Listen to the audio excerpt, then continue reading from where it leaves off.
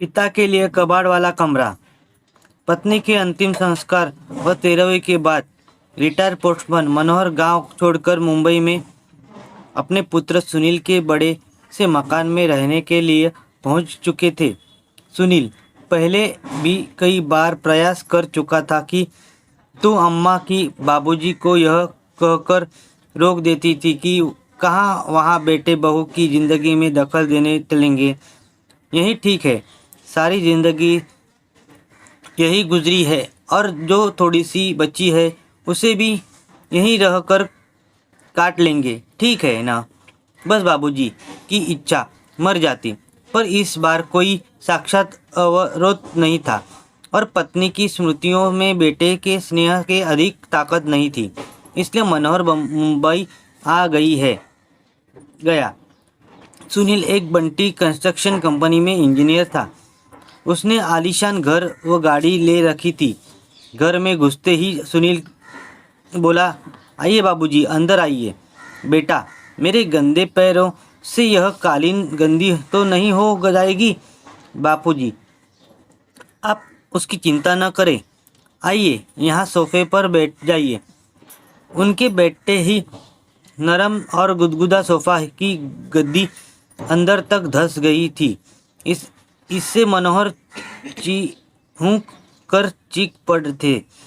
चाय पीने के बाद सुनील ने मनोहर से कहा, बाबूजी आइए, आपको घर दिखा दूँ अपना। ज़रूर बेटा, चलो बाबूजी।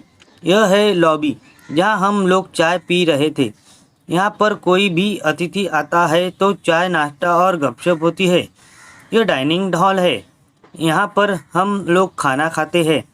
बाबूजी, यह रसोई है और इसी से जुड़ा हुआ एक भंडार घर है। यहाँ रसोई के संबंधित सामग्री रखी जाती है। यह बच्चों का कमरा है। तो बच्चे क्या अपने माँ बाप के साथ नहीं रहते? बाबूजी, यह शहर है और यहाँ बच्चे को जन्म से ही अकेले सोने की आदत डालनी पड़ती है। उनकी देखभाल का कार्य आकर कर जाती है।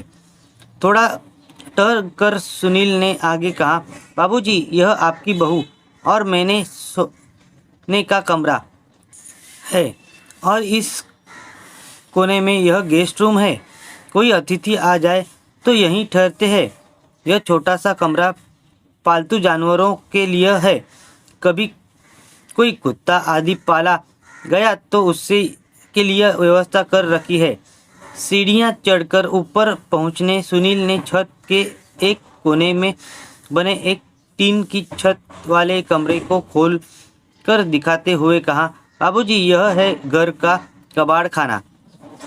घर की सब टूटी फूटी और बेकार वस्तुएं यहीं पर एकत्र कर दी जाती है और दिवाली होली पर उसकी सफाई कर दी जाती है। ऊपर ही एक बाथरूम और लैट्रिन टॉयलेट भी बना हुआ है। मनोहर ने देखा कि इसी कबाड़ खाने के अंदर एक फोल्डिंग चारपाई पर बिस्तर लगा हुआ है और उसी पर उनका झोला रखा हुआ है। मनोहर ने पलट कर सुनील की तरफ देखा, किंतु वह उन्हें वहां अकेला छोड़ सरपट नीचे जा चुका था। मनोहर उस चारपाई पर बैठकर सोचने लगे कि कैसा यह घर है जहां पाले जाने वाले जानवरों के लिए अलग कमरे का विधान कर लिया जाता है, किंतु बूढ़े बाप के लिए नहीं। इनके लिए तो कबाड़ का कमरा ही उचित आवासन मान लिया गया है। नहीं, अभी मैं कबाड़ नहीं हुआ हूँ। सुनील की माँ की सोच बिल्कुल सही थी। मुझे यहाँ नहीं आना चाहिए था। अगली सुबह जब सुनील मनोहर के लिए चाय लेकर ऊपर गया तो कक्ष को खाली पाया। बाबूजी का झोला भी नहीं था वहाँ। उसने टॉयलेट व बाथरूम भी देख लिए, किंतु बाबूजी वहाँ नहीं थे।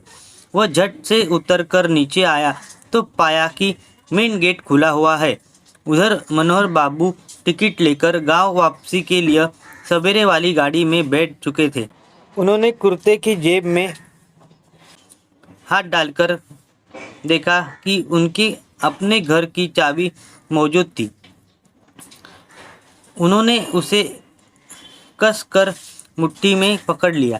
चलती हुई गाड़ी में उनके चेहरे को छूट रही वह हवा उनके इस निर्णय को और मजबूत बना रही थी कि मेरी पत्नी का निर्णय सही था। सारे रास्ते उनके यही लग रहा था कि वो मेरे बगल की सीट पर बैठी है और कह रही है कि ज़माना बदल गया है और ज़माने के साथ अब आपको भी बदलना चाहिए। यह छोटी सी कहानी आपको कैसी लगी? अपनी राय कमेंट में ज़रूर बताएं। वीडियो को लाइक करें, शेयर करें और चैनल को सब्सक्राइब करें।